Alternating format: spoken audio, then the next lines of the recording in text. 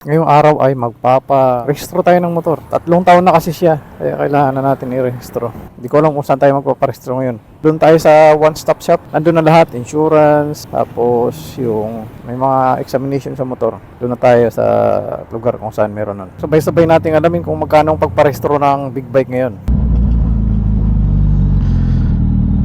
Hindi ko pa alam kung saan ako magpaparehistro ngayon. Kung dito lang ba sa San Fernando o sa Angeles.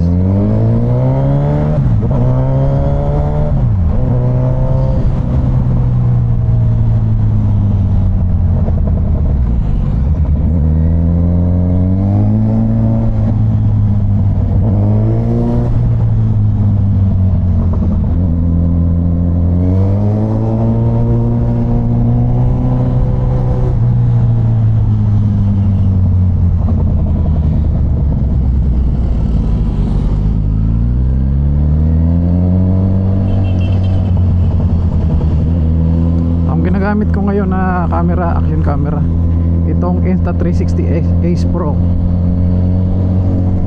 Oy, grabe. Sabi yung unang buga. Talagang nag-shower ako sa uso.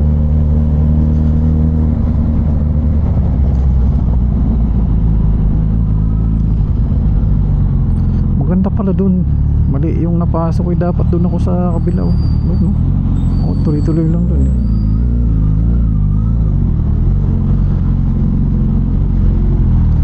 Dito ang dami yung pagdadaanan na obstacle course ka dito. Ano kayong mga to? Fragile, Shopee.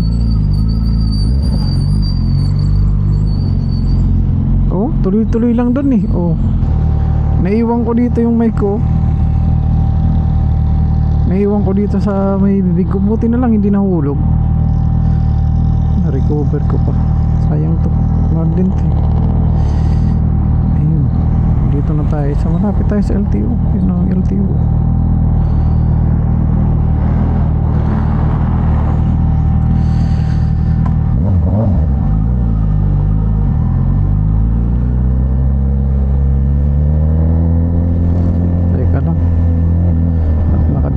Tong ano, dangling.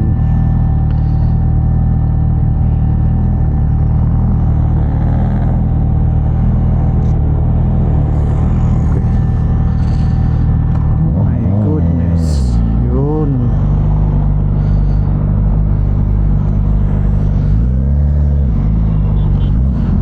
Ano pala to? 2022 January ko nabili. Kaya magre-rehistro na tayo ngayon.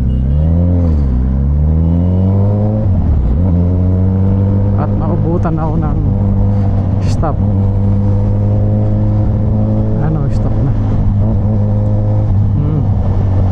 Ayan, sige. Oh, may mga nag-waiting the red light. Kitang kita sa camera. Tingnan natin kung naka-record. Uy, naka-record sila. Yun ang LTO, pero dito tayo sa one stop shop magpaparehistro. Dito kasi tuloy-tuloy na eh. Meron ng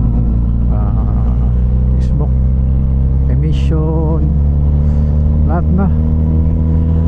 May mga testing sila doon.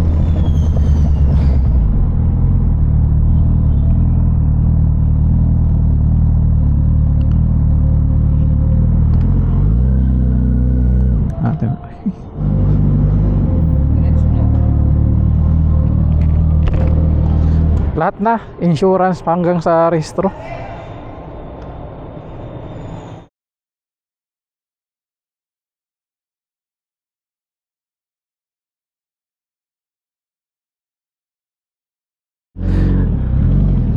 Yung plaka ko kasi 5 yung last digit niya, dapat May.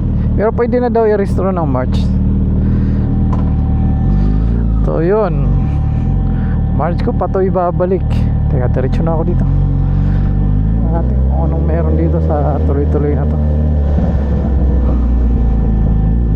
Uy,